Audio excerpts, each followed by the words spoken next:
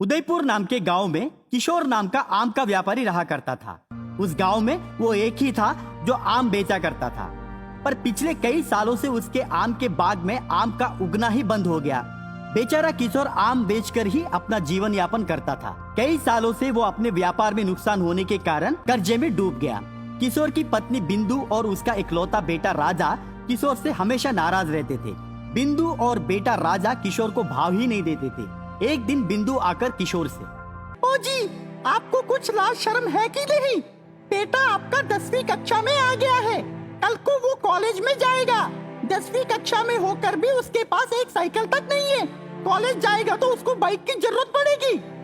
आपको तो कुछ फर्क नहीं पड़ता है, आप तो सिर्फ कर्जा कैसे चुकाएंगे उस बारे में सोच के बैठते हैं। हमारी कोई फिक्र नहीं पड़ी है आपको।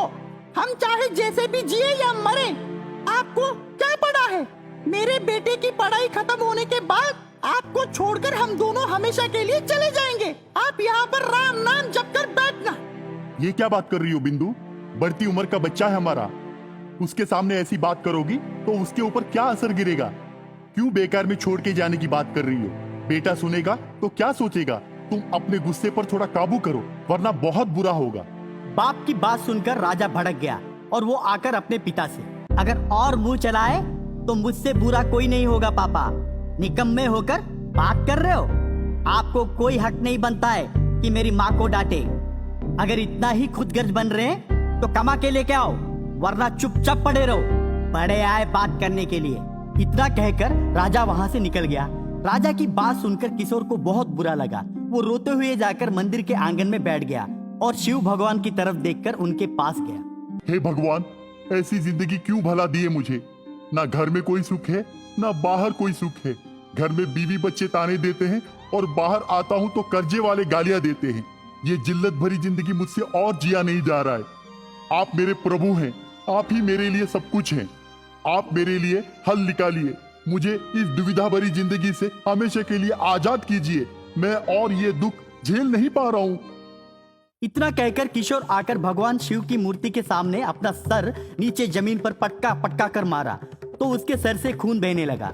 शिव भगवान का मन पिघल गया और वो तुरंत उसके सामने प्रकट हो। पुत्र किशोर, उदास मत होना। अब मैं आ गया हूं ना, तुम्हारी सारी परेशानी दूर कर दूंगा। तुम बेफिक्र रहो। जाओ, जाकर अपने घर के आंगन में बैठो। सिर्फ तुम्हारे घर के पास सोने के आम के बारिश गिरेगी।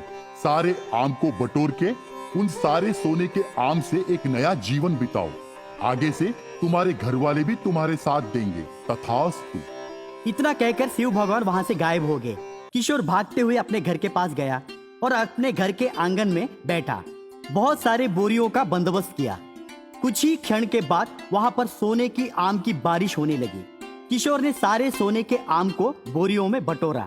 बारिश बंद हो गई। तब तक किशोर ने बहुत सारे सोने के आम को बटोर लिया था। उन सोने के आम को बेचकर किशोर अपना सारा कर्जा चुकता कर दिया और उसी गांव में सोने का व्यापार शुरू किया। देखते ही देखते किशोर उस गांव का सबसे अमीर आदमी में पलट गया। किशोर की पत्नी और बेटे में भी बदलाव आया और वो सारे खुशी खुशी रहने लगे।